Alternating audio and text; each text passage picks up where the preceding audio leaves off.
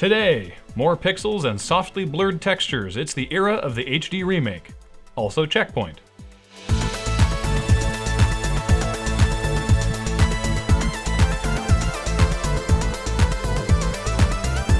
Welcome to CheckPoint, where, just like Rage, our graphics are pretty, but our gameplay is somewhat lackluster. We should have gone for more controls than just play and pause.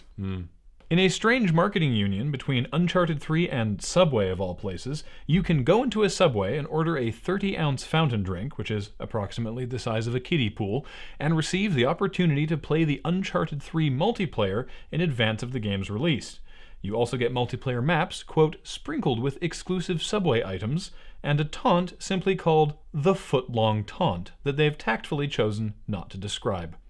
A Microsoft patent has been discovered showing some sort of Kinect-based age gate technology that uses a scan of the player's body to estimate their age based on body size and proportion. All joking about little people aside, we still don't think this is a good idea. Have you been to a high school lately? Those kids are huge! The list of Batman villains appearing in the upcoming Arkham City is reaching critical silliness levels, with teased cameos of everybody from the Penguin to Mr. Freeze to the Mad Hatter. Even Solomon Grundy and Calendar Man are getting their kicks in. We're prepared to accept this fanboyish wackiness if Rocksteady use it as a chance to finally give some of the even less well-known villains a moment in the spotlight. Egghead, King Tut, the Puzzler, Man-Bat? Come on guys, you've got the reins, go big or go home. Final Fantasy XIII-2 may not be coming stateside until January, but they've already announced DLC for it and a variety of retailer-specific pre-order bonuses. If you order at GameStop, you'll get an in-game monster ally. If you order from Amazon, Sarah gets a new costume. But if you order from Best Buy, you get an actual hardcover book.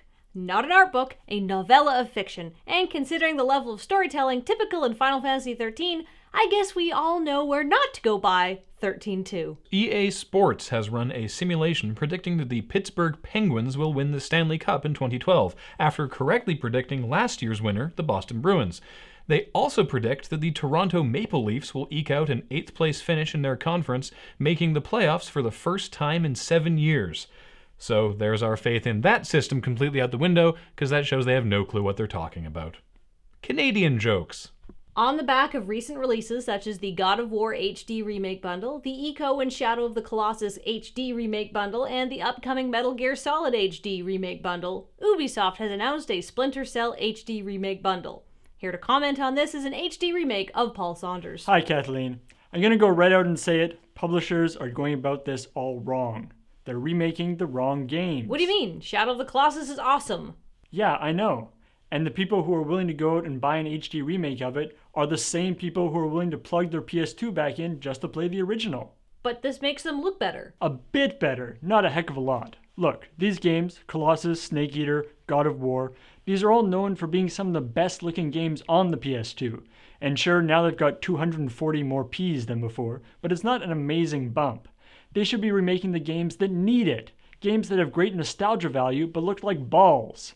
Red Faction 1, for example, or Metal Gear Solid 1, which should be in that MGS bundle. Or the one everyone's been clamoring for, Final Fantasy VII. Shouldn't we just be happy they're at least doing the ones they are? Not when they do what they did with the Splinter Cell trilogy, which they've ruined by removing multiplayer mode, co-op mode, and inverted aiming. You don't have to convert that to HD. Oh, so it's awful then. Yup. Thank you, Paul. Damn it, I always play inverted aiming. And you and those of your ilk are a pox upon gaming kind. It's confusing.